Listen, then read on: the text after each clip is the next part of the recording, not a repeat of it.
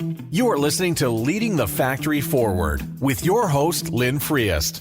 We share interviews with manufacturing experts and strategies for embracing the digital future, recruiting a new workforce, finding new business. Lynn is an advanced manufacturing strategist and leadership consultant who is on a mission to show manufacturing leaders how to improve their current operations while preparing for a digital future. And here's your host, Lynn Friest. Hello, and welcome to this episode of Leading the Factory Forward. This is episode number 87, and it's about transitioning to retirement with Dan Allen. My goal is to help you create a compelling future for yourself, your teams, and your organizations. I always encourage you to visit my website and download the summary at the bottom of the podcast episode. And you can use that as a tool to capture notes as you explore the concepts in this episode. Or to help you get started on your journey and to stay up to date on new episodes, please download the free worksheet, 3 Steps You Need for a More Productive Workday.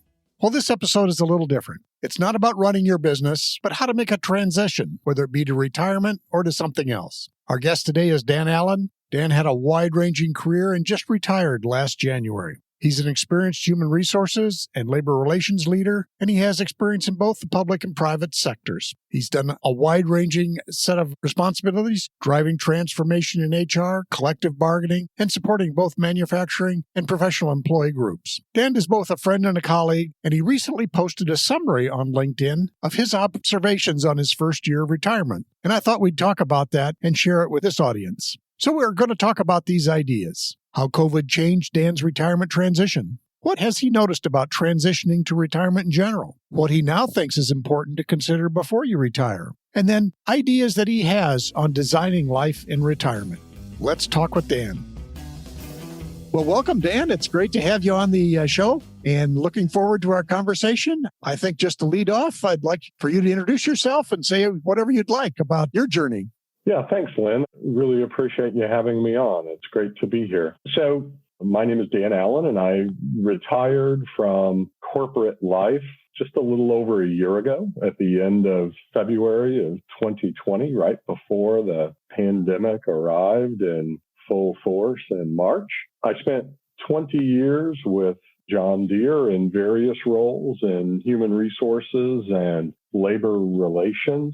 My last couple of years there, I was a global HR director for primarily the John Deere Power Systems, parts, supply management, and engineering organizations, and then also served as the leader of the new HR operations center that Deere put into effect in 2019. And before Deere, I spent several years, about a dozen years, in city management, working as either a city manager or assistant city manager and HR director in various cities in the state of Illinois. So I live in Charlotte, North Carolina now with my wife, have 2 children. My daughter and her husband also have a little grandbaby who just turned 1 on Friday. And then my son is in Chicago and making a life for themselves. So we're here in Charlotte and enjoying the retired life. Well, great. Thanks, Dan. Obviously, your plan to retirement, your plan for retirement shifted after March of last year. So I was just curious, what was the original plan? And then what was the plan you moved to after that?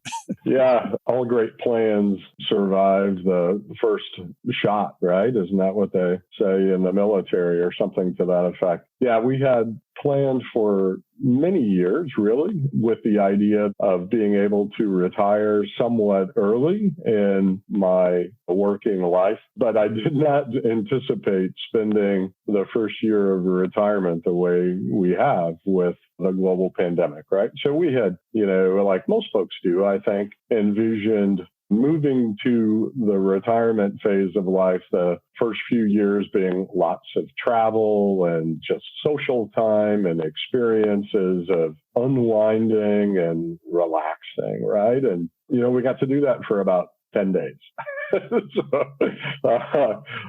When I retired at the end of February, my wife and I left the Quad Cities there in Illinois, came to the Southeast to meet a bunch of family who all are in the Charlotte area. we had a little celebration here and then said we would go take a vacation in the U.S. Southeast, explored places like Savannah, Georgia, and folks like that, and enjoyed that. And then we had additional travels planned through the year of 2020. And of course, all of that sort of went away in the ensuing several weeks as the pandemic took hold and the various lockdowns started. So, we began sort of reevaluating what we were doing, where we were going to do it, and how to make the most out of our new unplanned situation. And we had always anticipated moving south and east at some point in retirement. But in 2020, with having our grandchild in April out here, and both my daughter and her husband are teachers, and dealing with the issues associated with schools being remote and all of that sort of thing, and then having a new grandchild and the idea of them putting, a tiny baby in daycare and all that sort of thing, we ultimately decided the best thing for us to do was to head this way. And so we moved to Charlotte in August, and so a little earlier than we had originally intended to relocate, but it's worked out great. And, we've been very blessed to be able to spend time with our daughter and her husband, and especially with our grandbaby, in a way that we otherwise never could have in the first year of her new life. Yeah. So it's an unintended benefit that came about, but it was certainly a change in plans for you. Yeah, absolutely. Yep. So as you made these changes, and again, you were also in the process of unengaging from a fast and busy work life. Any thoughts on the transition for you personally? What came to mind in those first few months? It's hard to really anticipate, I think, the level of disconnection that I think happens at the time of retirement, right? Because first of all, for me, work was also a very social activity, right? So I enjoyed spending time with people at work every day. I was not typically a person that was sort of holed up in my office or workspace and not communicating or interacting with people. And so the sheer impact of not being in a work environment where you're seeing many people through the course of the day is a big adjustment just right off the face, right? And then with the pandemic happening at the same time, right, even the social interactions away from work, right, got curtailed significantly. The ability to go to dinner with friends or to go see people changed quite significantly. But even separate from anything related to the COVID situation, that transition from working to not working from a social standpoint was pretty remarkable, I think, and probably more impactful than I had anticipated, even though I've heard that from many other people before me who have retired.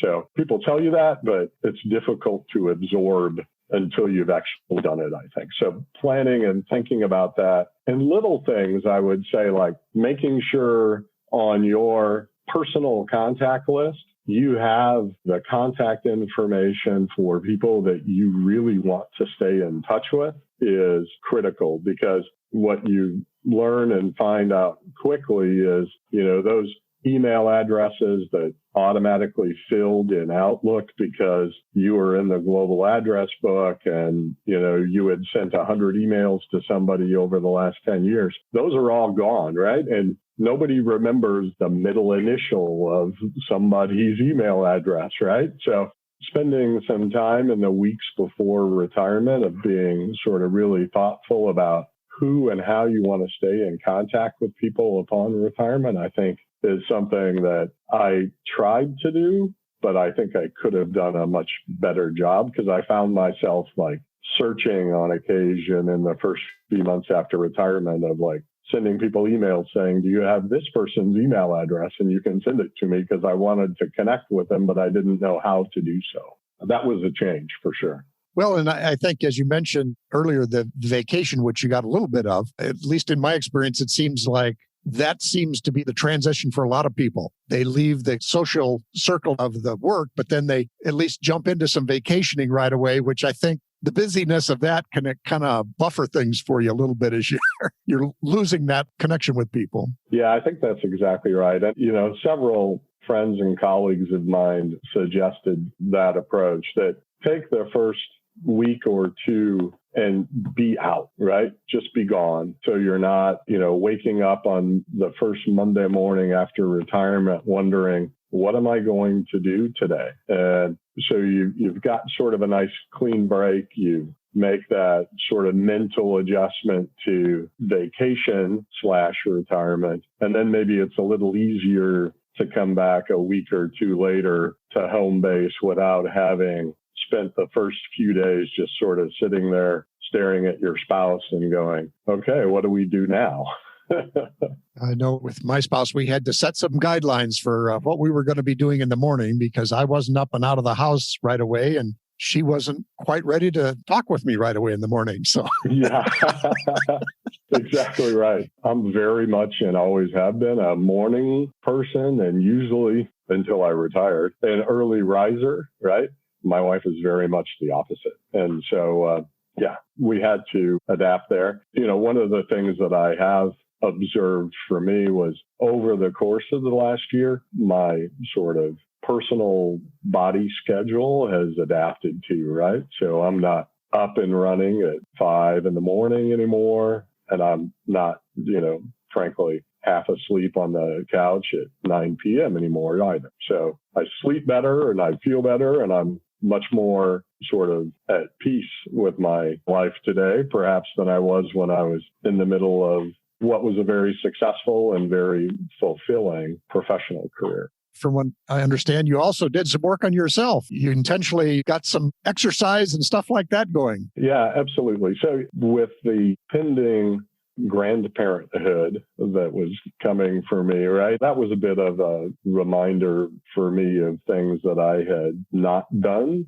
over the last several years, right? In terms of just taking good care of myself and taking time out every day to be active and engaged physically and taking care of myself. And so really the last several months, even before I retired, I started working on getting back into some semblance of physical shape and losing weight. And so, when all is said and done, I've dropped about plus or minus 100 pounds over the last year plus, and I'm outside and enjoying the outdoors virtually every single day when the weather allows, right? And the weather allows it much better here than it does in the upper Midwest at some times of the year. So that's been great, right? And I think I've joked many times that I think my dog is the happiest person that I've retired. Of anybody that I know, the person who loves it the most is my dog, because every single day, right, we're outside, we're walking and enjoying the outdoors for at least a couple of miles worth of steps at a minimum. So Great. It's been good. Yeah. Congratulations to you on that. Thank you. I've wrestled with my weight my entire adult life, right? It always just kind of took a back seat to everything else that was going on, both personally and professionally. And I attempted to tackle it many times over the years and never did so on a sustained basis. So hopefully this time we'll make it work for good. So another question I'll ask is, once you, as you said, you unplugged from work. Now, in your case, you could fill your mind back up with taking care of a new grandbaby. Any other thoughts on that? You're going from 55 hours a week thinking about work and, worrying about things, to all of a sudden, none of that's part of your life. Yeah, it is a big adjustment, right? And so I think, finding things that you're interested in and passionate about, devote some of your energies to, I think is really important, right? So finding activities, hobbies, whatever you want to call it, that keep you sort of engaged mentally in what's happening in the world. So you don't, just sort of sit there and, as I have described it, sort of become a resident of your phone, right? Because it's really easy to do, right? Get up in the morning, start doom scrolling through social media, and then look up a couple hours later and go, my gosh, where did the day go? So finding those things that you enjoy and love to do, I think, is something that's important for people. And I've known folks who retired without sort of any plan or thought about how they would spend their day, right? So they didn't golf, they didn't fish, they didn't have a hobby or an activity. And they sort of just kind of looked at themselves every day and went, well, what do we do today to get through the day? And so I think it's really important for folks to be intentional and thoughtful about how do they want to spend their time and what do they want to do to really be fulfilled. And that could be volunteering. It could be doing what I spent a fair bit of time over the last year doing, which is helping take care of our grandchild. My wife spends a fair bit of time helping take care of her mom and other personal sort of affairs. But having something like that in your life, I think, is very important for sure. I always remember a friend of my mother's who was in her late 90s always had a project every year. And I think in the last year of her life, her project was to learn Italian or something like that, Yeah. Yeah. I admire folks like that. I just think that's a wonderful outlook on life for sure. So any other reflections on people that are considering retirement? You think about what your experience was, or maybe even if they're a few years away from it, how might they approach those last couple of years of work? That's a really good question, Lynn. I think one of the easy things to say, but hard things to do is to really plan early, right? So you can do your best from a savings standpoint to be able to retire when you want to retire, really by having that sort of vision and plan in mind early, and even making small steps to try to save early really adds up, right? So I can recall 30 plus years ago, I started, putting $100 out of my net paycheck into a separate savings account and tried not to touch that, right? That was a fair bit of money for me at the time, but that kind of action 30 years later, the beauty of compounding interest, et cetera, right, has allowed me to make decisions that I otherwise would not have been able to do. I also think it's important for folks to,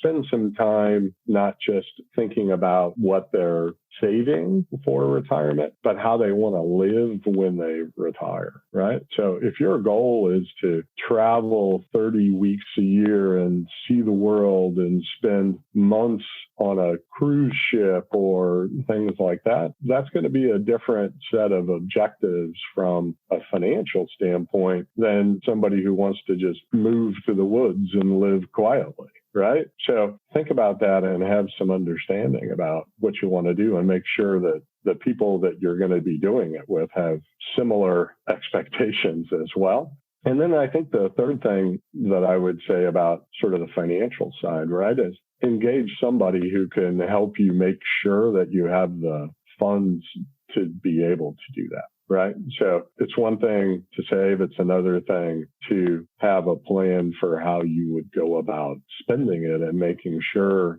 that you aren't going to find yourself at 75 with 20 years of life left and wondering if you can go get a job because the funds are running out. So I'll let you know 15 or 20 years from now whether this has worked out. But that's one piece of it, is the financial side. But then I think the social side is just, look for the opportunities and the things that are fun and where you get joy, right? And it doesn't have to be about having a mansion on the beach in some high rent district, right? It can be, just living the life you want to live and spending the time the way you want to spend it. So thinking about that path ahead, you're now started on your next career of retirement. Any thoughts that you have as far as, what comes in the upcoming years? Any ideas, or is it really, you're still discovering that?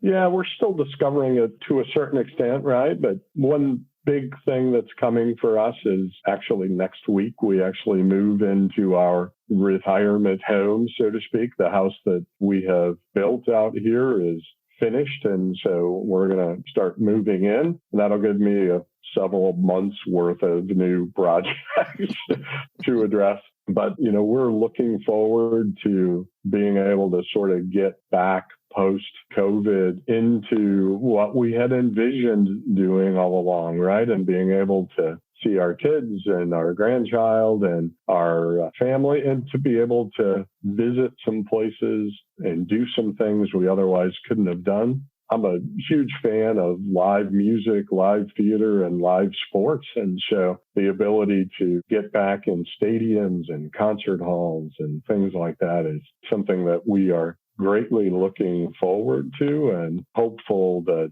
the current situation comes to an end soon so that we can all sort of get into whatever sort of new version of normal is upon us here post-COVID. Sure. Kind of a final question is, what technology has been useful to you as you've jumped into retirement? Obviously, you had some in your work life. What kind of technology have you either adopted or you've carried on with as you move into this phase of life? Yeah, certainly the use of Zoom and remote technology, right, has been huge. My son is in Chicago, right? And we actually were able to see him this past weekend now that members of the family are getting vaccinated and all that sort of thing. But the ability to connect with all of our family through, remote video technology at times over the years has been great. This past year, it's amazing the power that we carry in our pockets and our smartphones every day, right? So I've learned how to do some things there that I otherwise haven't, and just tried to enjoy and experience that as best I can. My wife is much more of a sort of techie person than I am, so she's like my personal help desk every day. Yeah, we can all use those no matter familiarity with technology. So, yeah, for sure. Well, Dan, thank you for this informative and sharing your wisdom with us. Any final thoughts on, again, as people start making these transitions in their life? I would just say, don't be afraid to take the leap, right? I've known folks who were really, really reluctant to retire because they were afraid that A, they wouldn't have enough money, B, they wouldn't know what to do with themselves and that they would just sort of waste away. I would encourage folks to have faith and belief in yourself and trust that you'll find things that give you joy and help you spend your passions or enjoy your passions really in a full way instead of trying to just do it on the side while working. And, I enjoyed my career. I loved my time at John Deere. I had a wonderful experience and I was very blessed to spend 20 years there. But if the question is, which would you rather do, work or be retired? The answer is be retired. So 100 out of 100. Well, the other thing that occurs to me is that while you were working, you felt the company couldn't go on without you. I'm sure they have carried on. Yeah. I think it's always important for us, especially if you're in a large company like I was and you were, Lynn, with John Deere, right? None of us is indispensable there, right? And the day after I retired in Moline, Illinois, they made combines. And in Waterloo, they made tractors. And they're still going to do that. And they're still going to be successful. I like to think I had some impact on that while I was there. But I also know that the people who are still there are doing great things. And you have to trust that they'll continue to do them in your absence. Yep, sure. Absolutely. Well, again, Dan, I appreciate your sharing with us today. And again, have a great new career for yourself in retirement. Thanks so much, Lynn. Thanks for having me on. My thanks to Dan for sharing his perspectives for preparing for and transitioning into the next chapter of life. Again, we talked about these ideas, how COVID changed Dan's retirement transition, what he noticed about transitioning into retirement, what he now thinks is important to consider before retirement, and ideas that he has on designing a life in retirement. So again, our thanks to Dan. So what's up next? We're going to continue a mix of solo episodes and interviews with experts, some in manufacturing, but also some in areas that can help you build your business. And also, during several episodes of the month, I'll be sharing my thoughts and ideas on becoming a silver entrepreneur or how silver talent might be able to help your business. I also encourage you to visit my website and download the summary at the bottom of the podcast episode to start your exploration of the ideas that we covered in this show. And to help you get started on your journey and to stay up to date on new episodes, please download the free worksheet, 3 Steps You Need for a More Productive Workday.